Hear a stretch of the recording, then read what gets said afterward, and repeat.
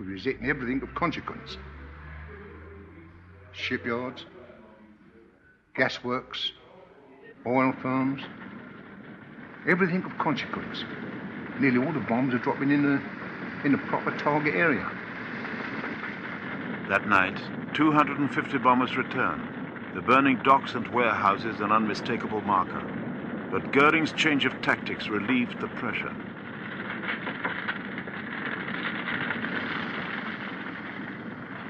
Fighter Command regrouped.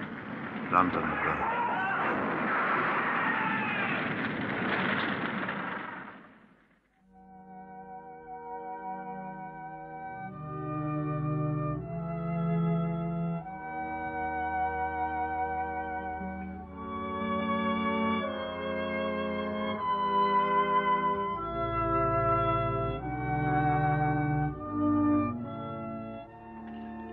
After the raid on September the 7th, many rescue workers and firemen worked 40 hours non-stop. Most of us had the wind up to start with, one of them said, but you looked around and saw the rest doing their job.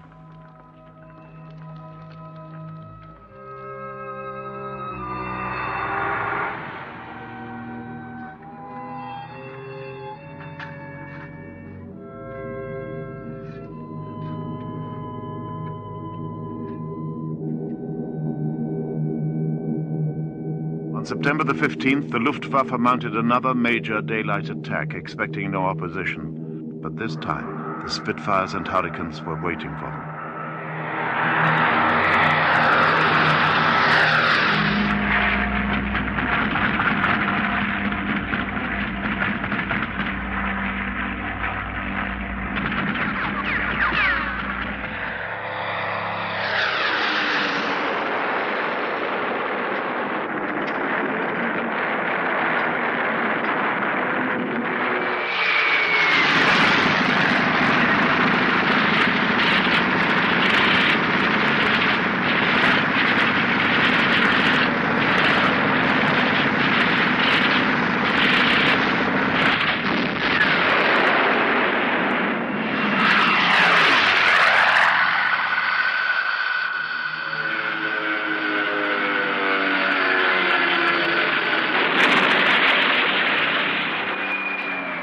That day, September the 15th, 56 German planes were shot down.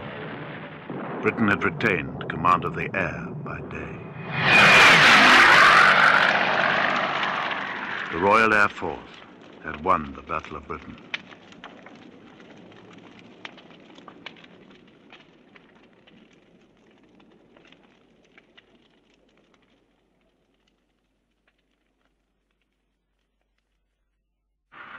September 1940.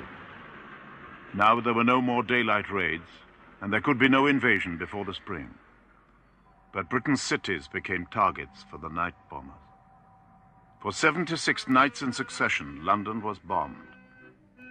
Queuing for shelter at dusk became an orderly ritual.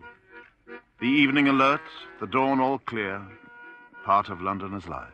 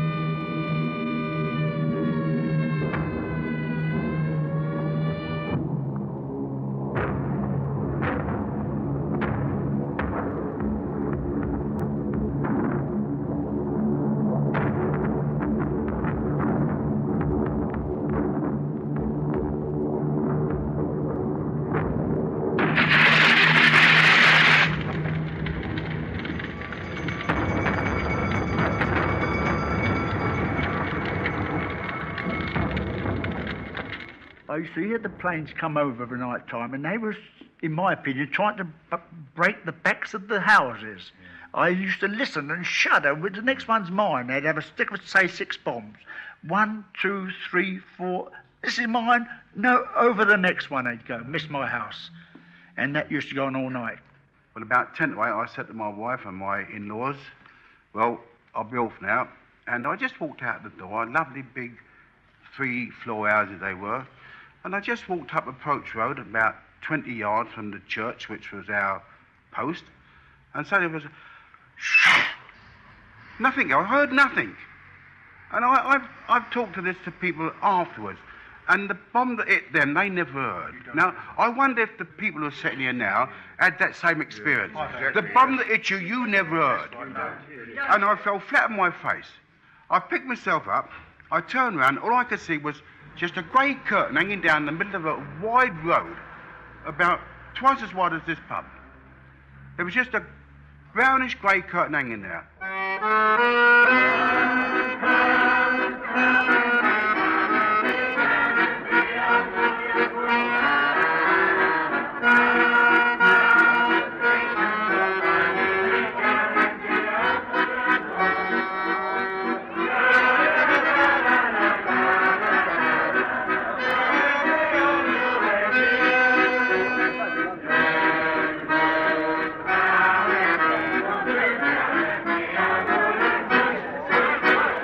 No matter what shelter you went in, there was always someone there who would provide the entertainment to sort of take away the strain. The underground stations, it was decided, must not be used as shelters, but people simply took them over, and the authorities had to accept the fact.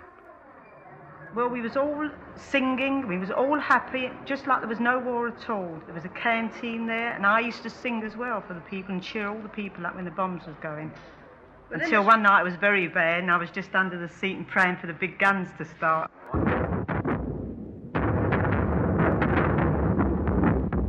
I was talking to a gunnery sergeant who had actually been stationed in Hyde Park, and he told us without hesitation, and he cried when he told us. He said, believe me, he said, when we were sent into London, we simply elevated our guns to its maximum and fired. And we knew that every shell we was pumping up had no chance of hitting a plane. But he said, by God, he said, don't tell me it didn't give you courage. And there's not a person sitting around this table, I think, can say that it didn't. Once they heard those guns fire, they said, good, we've got them now. Yeah. But they only knew that it was the morale. And that's all it did to them. But the bombs themselves, I mean, they just had to come down. There's nothing to stop them.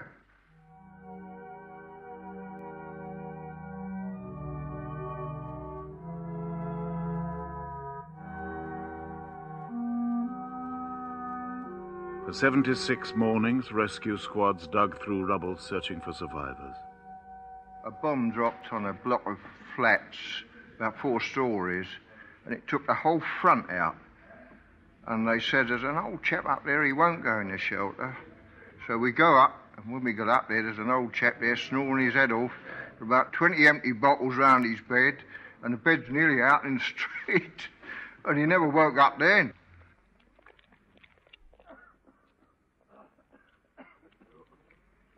We saw this dear old lady sort of staggering around, and we said, come on, you'll have to come out. And she came out, and all she got on was just half of what should have been a night dress. And I said, no, you'll have to put something on, make yourself a bit decent. So she was about 80 odd, but she was completely in a daze. So she said, oh, I'll go in and get something. And she came out, she got her hat on.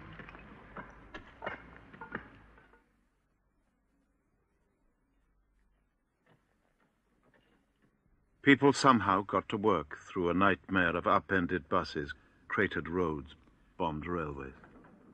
London calling in the overseas service. Radio reporters told America and the world that London could take it.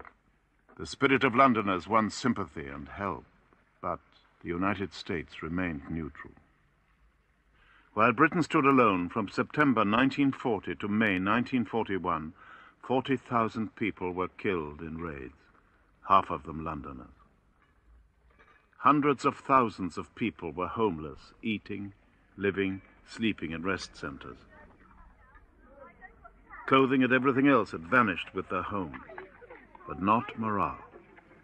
To be clean, you couldn't very well say, well, I'm going to have a bath today, because you was afraid the warnie would go halfway through it. So you'd have a bowl of water and have a wash and perhaps get your neck done and run and take all your things in the shelter. Finish your bath perhaps the next day. Never actually have a bath properly. Step in and step out. You get used to it. You can get used to anything. It was not an uncommon sight to see. No windows, but plenty of spirit. Or, sorry, we've got no front door, don't trouble the knock, come straight in. And you see these funny little notices put up outside the door. You see, and this was the sort of thing that really made you think that there was something in it. And the more you saw it, the more you felt encouraged to be able to go out, and you knew that once you'd gone out to go on to a job, and your family were left behind, you always felt that somehow, all right, well, the Joneses or the Smiths up the road, if anything happens at home, they'll look after them.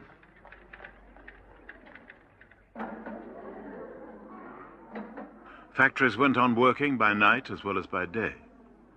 But night workers were constantly interrupted by raids. There was no real defense against German bombing at night. Fighter Command's helplessness worried its chief, Dowdy. I once went down to Red Hill with him when bombers were coming over London, and that was a squadron down there, commanded by a fellow called Jimmy Little. And he said to me on the car going down, he said, you know, Max, I hold my head in my hand at the horrible thought of all the little people being bombed, and I cannot do anything about it. To the relief of the authorities, Buckingham Palace was bombed as well as East London. Now it could be seen that King, Queen, and people were all in it together. King George and Queen Elizabeth won respect by their tours of the blitzed areas. They had come to the throne in the shattering circumstance of the Duke of Windsor's abdication. Now, for the first time, they emerged as popular figures in their own right. Churchill, too, with bustling exuberance, persuaded most political opponents to forget his past. The average East Londoner couldn't have cared tuppence for Winston Churchill as a man or a politician, but the man who filled up Chamberlain's place, he was a leader. There's no doubt about it, he was a leader. And I think every time he opened his mouth, he inspired confidence into the people, whether they accepted him as a conservative, but he was there, he was for them, and he was against the common enemy. But sometimes he got a mixed reception. I can remember just off of Green Street, an avenue there where Churchill came down there, and there was a devil of a great crater as big as this puck. And there were crowds of women there trying to get out their bits and pieces out of the shattered houses. And Churchill, after having a look round, he said, "We can take it." And the women told him what they could take in no unmistakable manner, you believe me. And they said that we're the ones that are taking it, mister, you're out of the way.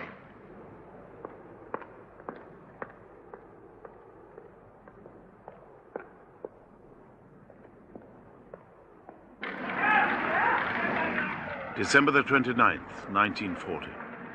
German planes scattering incendiary bombs set the city of London ablaze.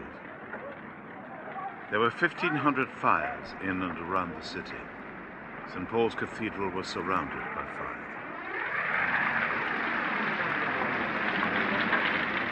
You could see the fire of London. You could see 60 miles away. You could see the fire.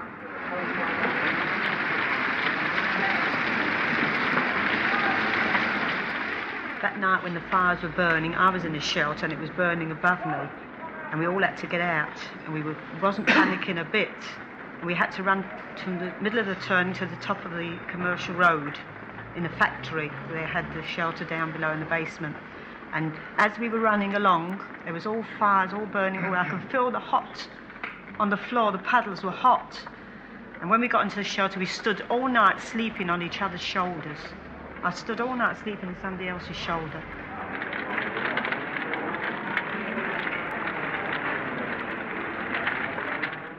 Eventually, we used so much water, we'd run out of it, and there we stood, letting the fires burn, and we couldn't do nothing about it.